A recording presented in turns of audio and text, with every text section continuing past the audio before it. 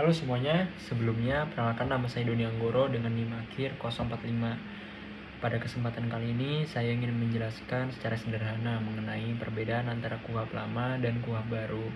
Sebelumnya di KUHP lama itu diatur di Undang-Undang Nomor 8 Tahun 1981, sedangkan di Kitab Undang-Undang Hukum Acara Pidana yang baru itu diatur di Undang-Undang Nomor 20 Tahun 2025 yang berlaku per 2 Januari 2026, yang mana itu berbarengan sama KUHP baru, yaitu di Undang-Undang Nomor 1 Tahun 2023. Masuk ke poin penyelidikan. Di KUHP lama, penyelidikan itu bertujuan untuk mencari peristiwa pidana. Tidak ada batasan rinci mengenai waktu serta mekanisme pengawasan. Sedangkan di KUHP baru itu diatur mengenai batas waktu penyelidikan, pengawasan lebih jelas, penguatan kontrol oleh jaksa. Tujuannya itu untuk mencegah penyelidikan yang berlarut-larut. Sedangkan masuk ke penyidikan. Di KUHP lama, penyidikan itu hanya dilakukan oleh polisi dan PPNS. PPNS ini masih tertentu untuk beberapa case tertentu. Sedangkan masalahnya itu koordinasi dengan jaksa yang sering terlambat, serta P19 itu yang berulang-ulang, bolak-balik seperti itu. Sedangkan di KUHP baru adanya penguatan koordinasi antara polisi dan jaksa. Perubahan pentingnya itu ya, jaksa ikut peran aktif dalam penyidikan serta sistem administrasi yang berbasis elektronik, dan penyidikan harus lebih transparan. Jadi proses dalam penyidikan itu lebih efisien dan lebih cepat, serta makin kuat transparansinya seperti itu. Masuk ke penahanan. Di KUHP lama, penahanan itu hanya boleh atas dugaan keras melakukan tindak pidana. Satu, artinya bukti belum terlalu kuat, itu bisa dilakukan penahanan. Sedangkan ada kekhawatiran yang subjektif, yaitu kekhawatiran melarikan diri, menghilangkan barang bukti, serta mengenai tindak pidana.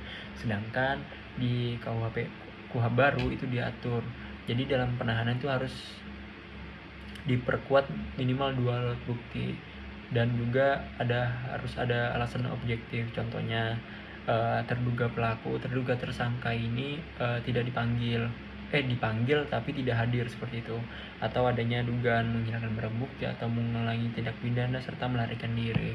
Tujuannya untuk penahanan sewenang-wenang dan melindungi hak asasi tersangka seperti itu. Masuk ke proses penuntutan. Di KUHP lama, penuntutan itu hanya boleh dilakukan oleh jaksa penuntut umum, tapi tidak ada mekanisme modern untuk mempercepat perkara. Sedangkan di KUHP baru itu tetap dilakukan oleh jaksa penuntut umum, tapi ada tambahan, yaitu digitalisasi berkas perkara, integrasi antar lembaga, serta restoratif justice itu bisa dilakukan.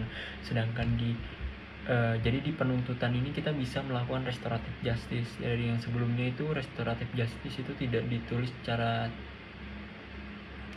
jelas, yang mana bisa restoratif justice tapi hanya setahu saya itu hanya di penyelidikan atau penyidikan seperti itu.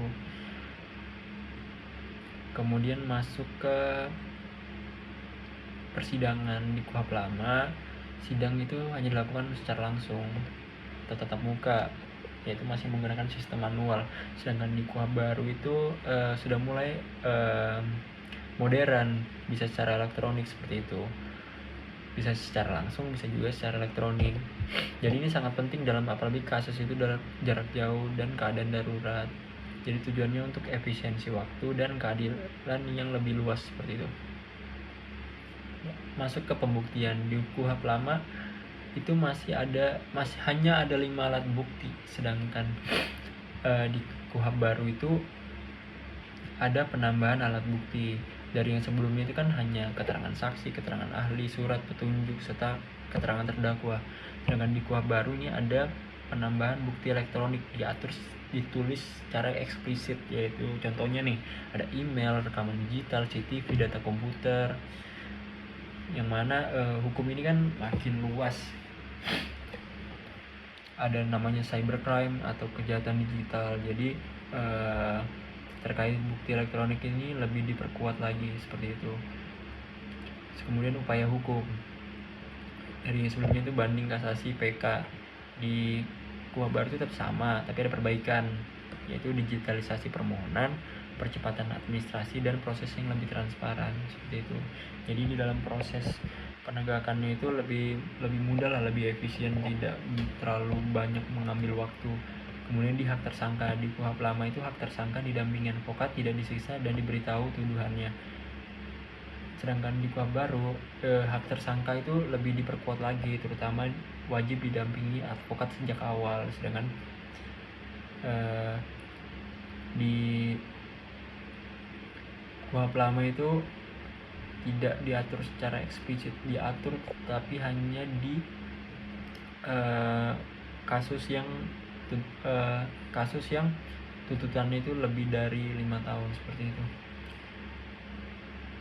Kemudian hak korban, ada perubahan besar, yaitu KUHP lama korban itu perannya terbatas, biasanya hanya memberi keterangan. Sedangkan di KUHP baru korban mendapatkan hak yang lebih luas.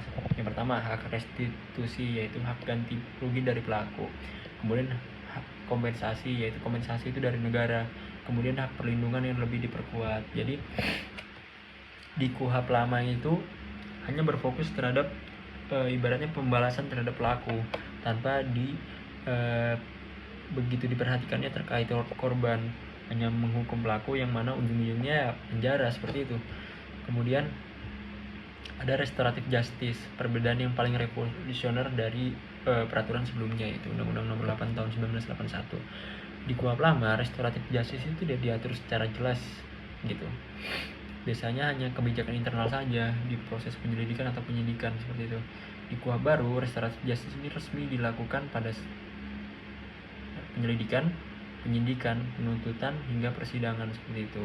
Jadi fokusnya itu perdamaian itu jadi fokus utama, serta pemulihan korban, serta dan juga untuk mengurangi penjara. Dari yang kita tahu ya, penjara kita itu kan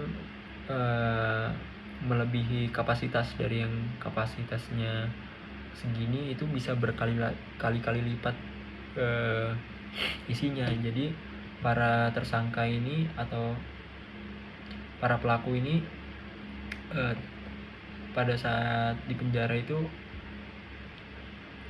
kondisinya sangat rentan gitu, karena terbatasnya fasilitas-fasilitas di dalam penjara, karena begitu banyaknya yang menumpuk dibandingkan dengan kapasitas penjara tersebut seperti itu. Jadi mungkin itu aja sih penjelasan dari saya secara sederhana. Kurang dan lebihnya saya mohon maaf. Wassalamualaikum warahmatullahi wabarakatuh. Terima kasih.